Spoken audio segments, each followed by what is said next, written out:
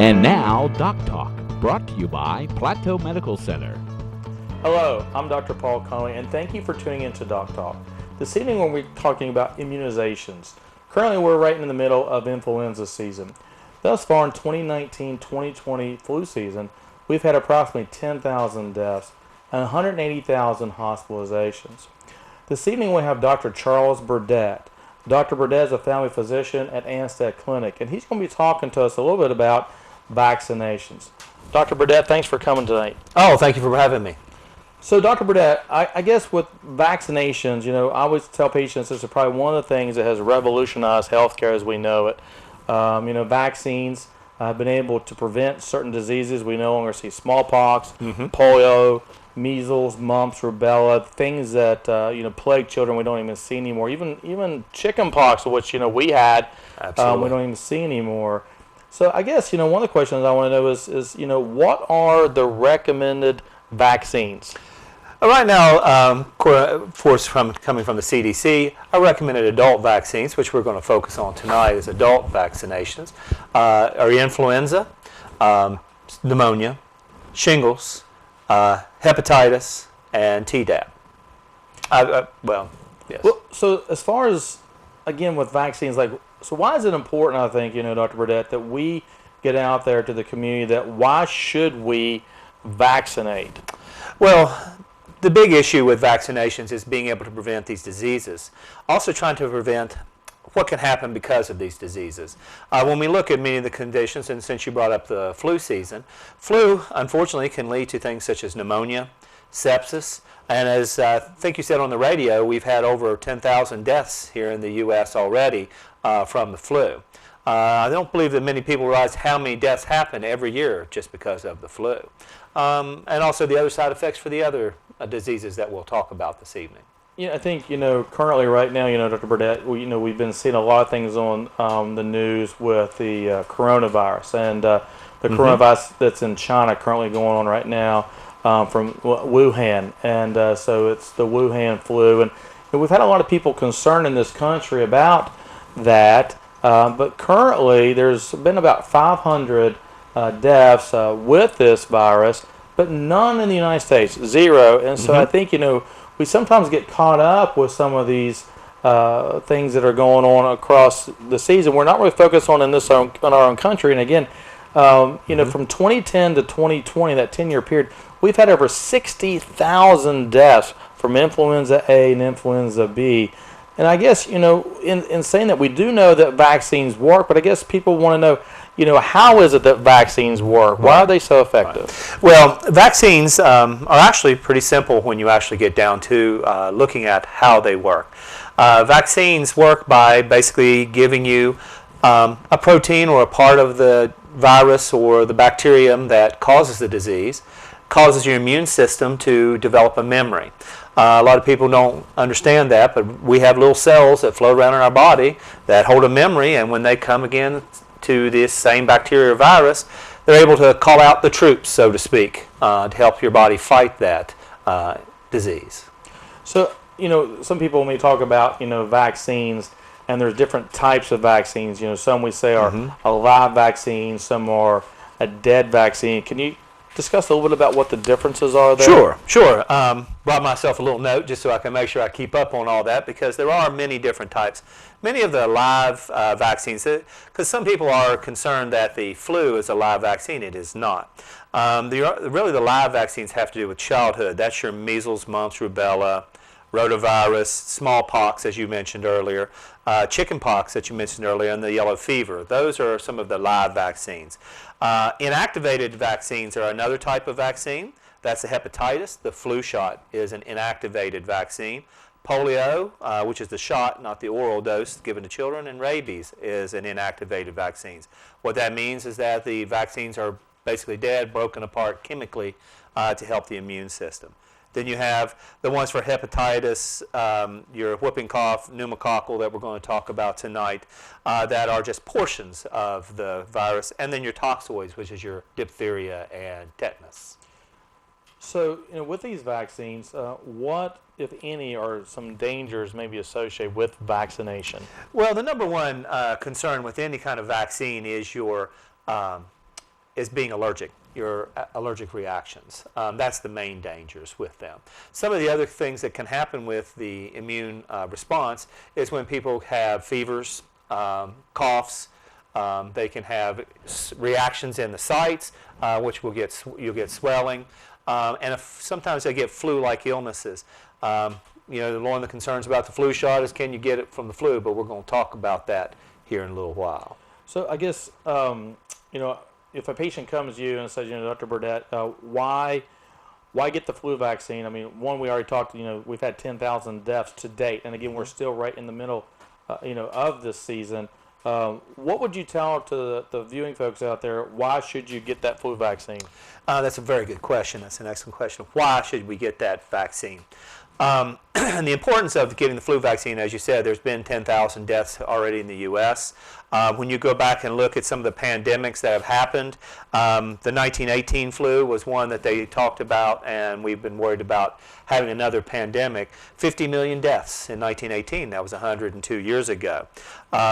There was another, in 2009, we had the H1N1 pandemic, and it infected over 60 million people were infected with that particular vaccine. The big issue, of course, one of the other issues is pneumonia. You could develop a pneumonia from that virus, which can lead to something called sepsis, which is a body-wide infection, which can then cause renal damage, lung damage, even affecting the nervous system, and unfortunately causes death as well. So when we talk about who should get the flu vaccine, I guess there's some questions about who should we be vaccinating, what age group. So what would you recommend? Basically, the recommendations from the CDC and the World Health Organization is that anyone from ages from birth to death, basically. So everyone should get them. Now, there are some people who are a little higher risk, but really everyone should get a flu vaccination. Yeah, I tell folks sometimes, they say, listen, I don't care if I get the flu, I'm a tough guy, whatever. But I don't think people quite understand is that, we talk about something, in the medical field called herd immunity. And therefore, if you have someone, in your household that maybe has, poor immune system, what have you, if everyone else in the household is vaccinated, therefore, that right there stops the transmission. You're actually protecting other people. Absolutely. And so even though you yourself may not be concerned, but then you go visit grandmother for her birthday party, and you bring in influenza, even though that may not, in a sense, affect you in that way, this could be something that could be fatal or lethal to Absolutely. Someone else. And so I think that that's why it's important the CDC recommends, like you said, everybody be vaccinated. And in saying that with grandma and grandpa and some of the higher risk people that have lung disease, COPD, diabetes, advanced age, what is this high dose vaccine that people ask about? Right. The high dose vaccine, it was made for folks 65 years and older. It's primarily for the folks of that. It actually helps the immune system because you're actually getting a higher dose of the antigen that we talked about earlier, the parts of the virus that actually cause the immune response. It helps to get a better response for those folks who are older, whose immune systems may not respond as quickly or as well as, say, someone younger. So one of the things, people will ask me is they say, I have an egg allergy, and I hear that the vaccine is basically developed, within an egg. So if someone has an egg allergy, what would one say to that individual? Actually, at this point, the recommendations are that you can still receive the you can still receive the immunization regardless. Anyone who's had what's called anaphylaxis, actually having the response where they have hives, they can't breathe, they should be observed in a physician's office or in a hospital where they can be observed and treated if necessary, but they still can have the flu vaccination. Yeah, I can tell you in my career, I've not really seen anybody that has had that type of an egg allergy. And Neither have I. And one quick thing before we go to our break, people all the time say, I got the flu from the flu vaccine. And so can you just, elaborate on that, since it is a dead vaccine. Right. Can you get the flu from the vaccine? No, you cannot actually get the flu. But what you can have is a flu-like reaction. You'll have, again, as we talked about earlier, you have the big swelling at the spot. You'll get fevers. You can have lymph nodes enlarged, last 4 to 5 days, but usually that goes away on its own. It's not actually the flu. If they actually tested you, you would test negative. But you would have a flu-like illness. But you can't actually get the flu because, again, it's actually It's actually dead, yes. Well, I'll tell you what, that's real informative. We're going to take a little commercial break here, and when you come back, we're going to talk about pneumonia. You folks are watching Doc Talk on Cozy TV.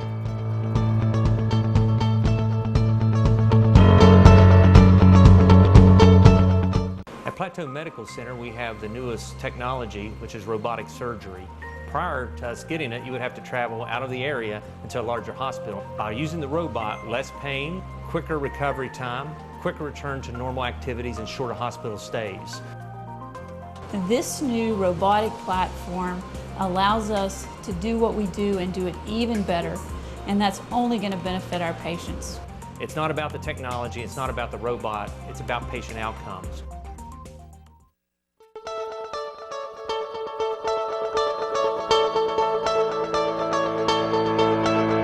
And now, Doc Talk, brought to you by Plateau Medical Center.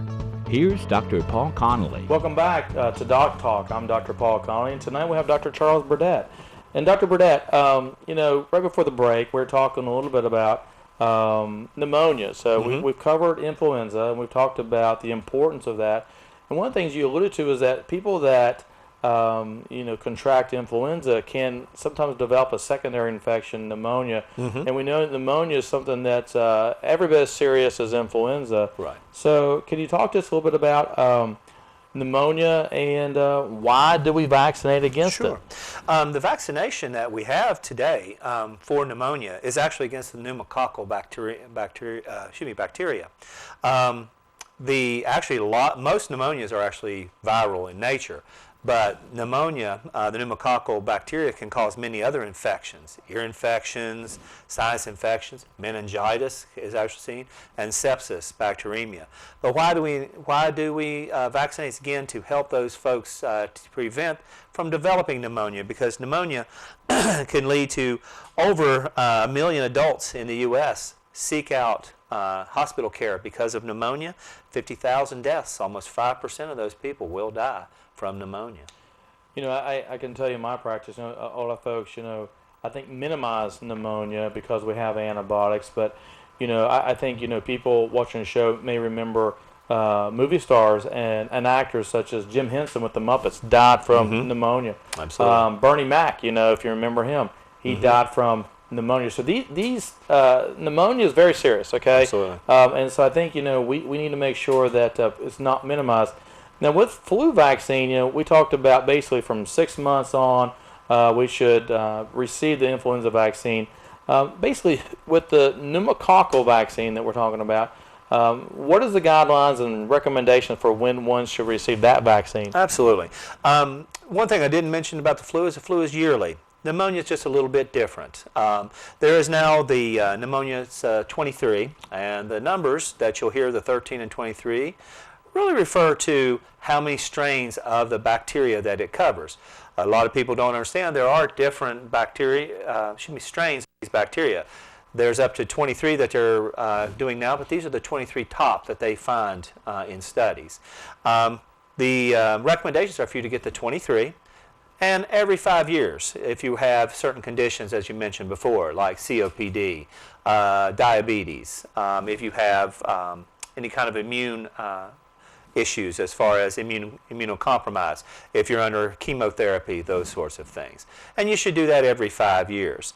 But the main recommendation is at 65 years of age that you should be immunized for pneumonia.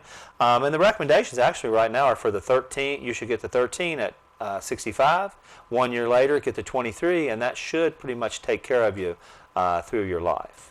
So the Prevnar 13 is the one, if you've never had a vaccination for pneumonia and you're 65, then the 13 is the one you would want first. Yes. And then you would wait 1 year and then come back around and get the Pneumovax. That's the 23 valent. Yes, sir. Yes, So what about the doctor. folks, because the Prevnar is the newest one out, what about the folks that have said, hey, listen, I had the Pneumovax, okay, I had that pneumonia shot, Right. And I had that years ago.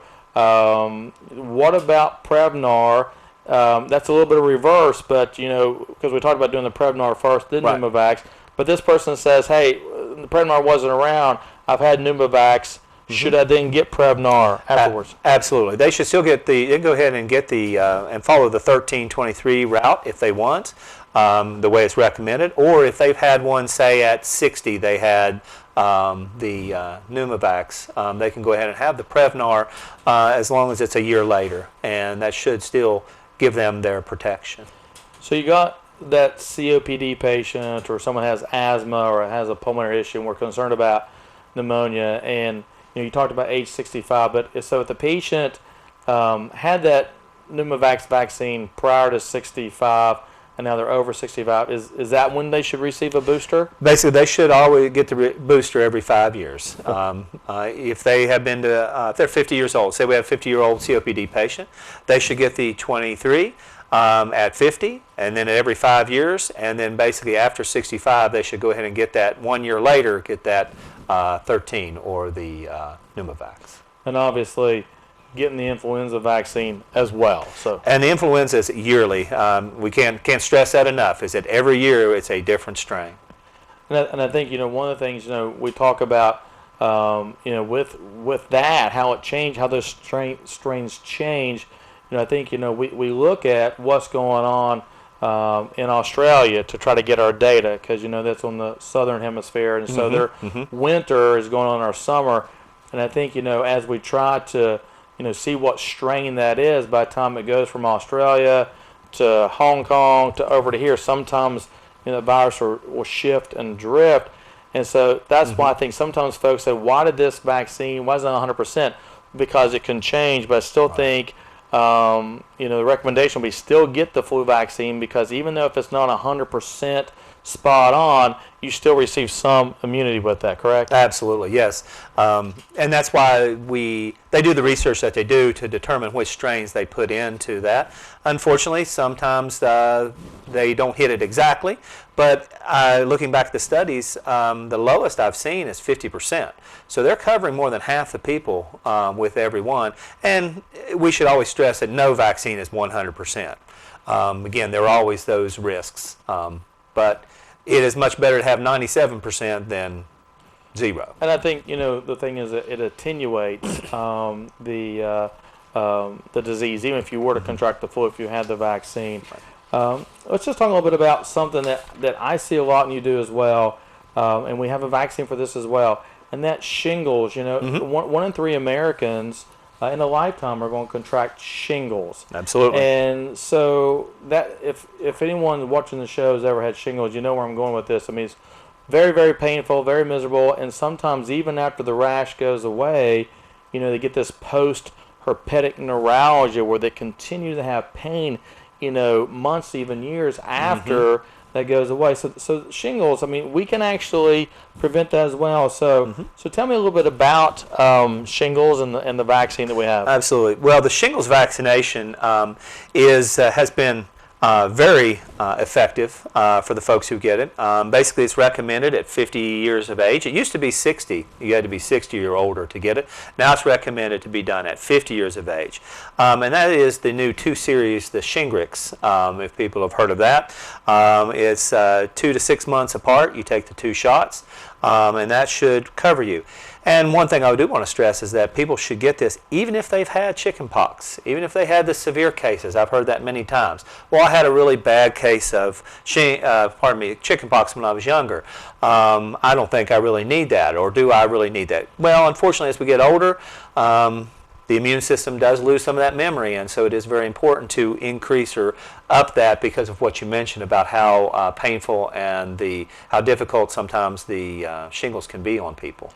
And I think, speaking of the chickenpox, it's the same virus. I mean, it is, correct me if I'm wrong, that's the same virus the chicken pox, and after the rash goes away, the virus lays dormant in the nerve endings. Absolutely. And then if someone has a stressful event or maybe an illness or something, that's when that usually will kind of erupt or break out. Absolutely. And and that's why that you see the rash stays in one little place. It always stays on one side of the body because it follows that nerve that you were mentioning, and it runs basically from your spine around to the front, and that's why you should look at it. And it's very important that people seek care for that because of the nerve pain, the post-herpetic neuralgia. You should always seek that. As soon as that rash shows up, if you think it's shingles, please see your doctor and get treatment, because we have medications to help with treating the virus besides the vaccine. Well, I think people need to understand that if you don't get treatment right away, then that's when you get that post-herpetic neuralgia, and that's the burning, stinging pain. So you're talking about there's 2 vaccines out there, and from what I understand, the one vaccine may be going away soon. So let me ask you a little bit about that Zostavax. So Zostavax was the first vaccine out. It's a live virus, and therefore some individuals we couldn't give it to, like in my world, people that have Crohn's disease and they're on a biologic like Remicade or Humira. We would tend to avoid that because of concern. So if someone's had Zostavax and they go to you and say, Dr. Burdett, I've had Zostavax, I really don't need this Shingrix vaccine. What do you say to that individual? Basically, I would still recommend that they get the Shingrix as long as it's been, pardon me, as long as it's been a year, 1 to 5 years is the recommendation. They should get that. And basically, or at 60 years old, if they had it, like say at 50, they had the Zostavax. At 60, they should go ahead and get the Shingrix. And again, because even though shingles is not significantly deadly, although there was 100 deaths in the U.S. last year just from shingles. But there's 1.3 million cases per year of that condition, and 10 to 20% of those people will develop the post-herpetic neuralgia. One thing I've seen with shingles is they can get cellulitis, they get skin infections, but I think the most dangerous thing that's concerning, where you really need to talk to your doctor, is shingles of the face. If it gets into the eye, it can actually cause some serious eye problems and even blindness. So again, I think that's one of the reasons why it's not without consequence. Okay, with shingles. Well, basically, Dr. Burnett, we're going to take another commercial break, and when we come back, we're going to talk about a couple other things, hepatitis and Tdap. You're watching Doc Talk here on Cozy TV. Plateau Medical Group welcomes Dr. Yancey Short to the Plateau Health Network. Dr. Short, a board-certified general surgeon, performs minimally invasive, laparoscopic, robotic-assisted, and traditional surgery. His care ranges for hernia repair, screening colonoscopy, vasectomy, and skin lesion removal. Dr. Short sees patients at 2 convenient locations: West Maple Avenue in Fayetteville and George Street in Beckley. Call our office today or request an appointment online at plateaugeneralsurgery.com.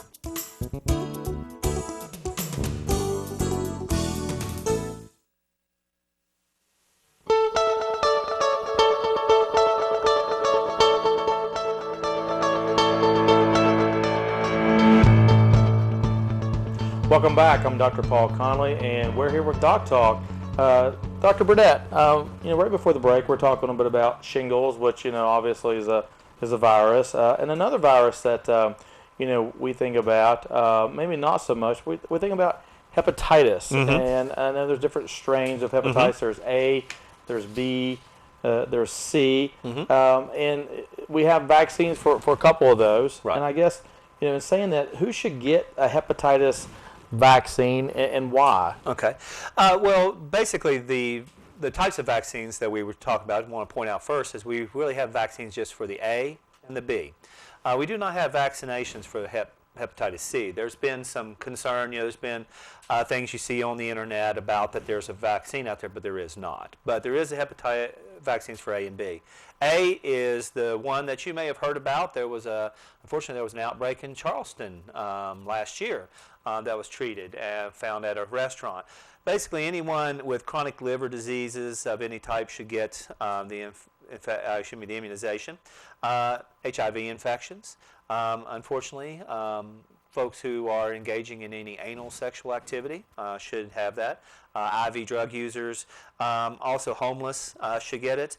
Yeah, Hep A, it was in this area, as well. We saw several patients, at the hospital with hepatitis A. So with hepatitis A, it's different, like I said with B. Hep A is more the fecal oral route. So Yes. so tell me a little bit about how one could possibly get hepatitis A from going to a restaurant or eating a salad or Right. such a thing. Well, that's a very good point. Unfortunately, it is if the workers have not been washing their hands after the restroom breaks. That's why we stress hand washing. That's why hand washing is such an important issue, particularly in our flu season right now. That's the number one thing to protect yourself, the alcohol, but the good old soap and water is still your best.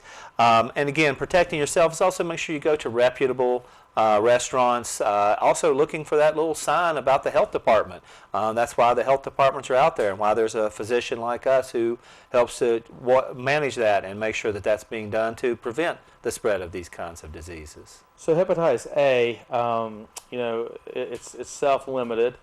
People get pretty sick, but with the vaccine, it's a 2-shot series, correct? Yes, it's 2 shots. You get one vaccine, and there's different names, but like Havrax and different ones, but you get one vaccine, and then 6 to 12 months you receive Yes. the booster, correct? That's correct. And That's then correct. at that point you should be good, correct? Yes, you should be good. There's also a 3-shot series, which is actually the Twinrix, which is the hepatitis A and B in it, and it's a 3-shot series, and that's at your first shot 1 month and 6 months. And that's the hepatitis B, which that has much more complications. With hepatitis B, chronic hepatitis B.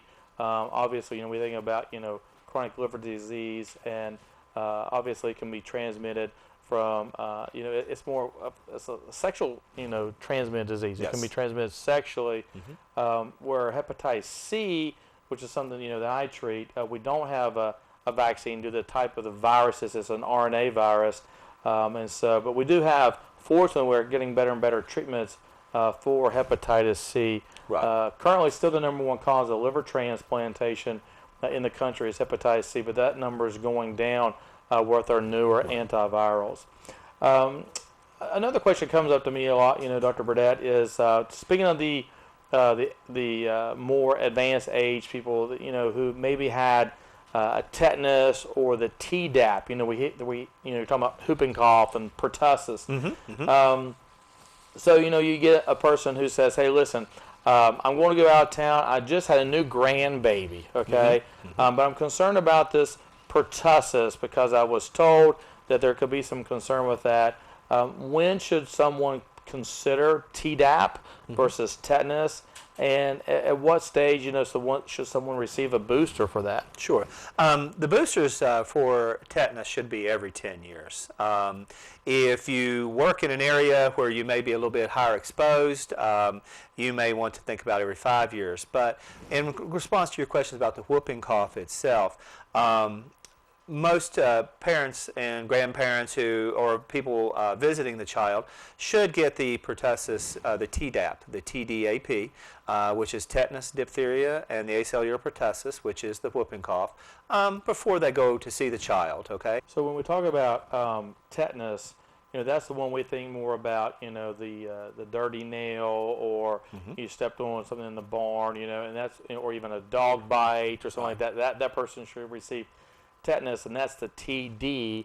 But the Tdap is the one that has the pertussis that we're thinking about with the whooping cough, correct? And that is the main recommendation right now from the from the CDC, is that people should be getting the Tdap because of the return of the whooping cough. The TD is still used in certain instances, but Tdap is the recommendation at this time. So if you get the Tdap, then you're covered for all the above. Yes, that's correct. So, with kind of going back to flu again, I think, I just want to touch base real quickly with signs and symptoms of the flu. And if someone has those signs and symptoms, what are our treatments that we have available? and when should one receive or seek their physician to start treatment? Anytime, as soon as they start to have symptoms, if they start to have fevers above 100.5, they need to measure these too. These need to be measured. If you feel like you're having it, you need to check that. Cough, headaches, body aches, general fatigue. If you start to have those, you should seek care within 72 hours because the medications that we have are most effective. The antivirals that we have are most effective in 72 hours. I think it's important, to note that, if someone has, these symptoms, the Centers for Disease Control has even, recommended that we start these, antivirals right away, even if one maybe can't get a rapid flu test or what have you. We know that the quicker you can start that, again, because what these drugs do is they prevent the virus from continuing to shed, and if you can catch it early, and that's the same thing even like with the shingles. We know that if someone presents with that, these antivirals like valcyclovir, acyclovir, these things can actually, again, in a sense, shorten the duration. Absolutely. And also then prevent this post-herpetic neuralgia. It looks like we're getting right around time, Dr. Burdett, so I guess I'm just going to leave it to you here in the next minute or so. Any further comments about, immunizations in general, and any further recommendations you may have? Thank you, Dr. Conley. I think that it is very important that everyone make their own decisions on these. They need to consult with their physician, number one, ask them their questions, do their research, go to reputable sites, get your information, because there is a lot of concern about vaccinations at this point in our society. However, as we've talked about over this show, how important these are in preventing these diseases and what can happen because of these diseases and how many people it can affect, just like when you mentioned about the herd immunity. You're protecting other people in the community by protecting yourself. And so it is very important that you look into these immunizations.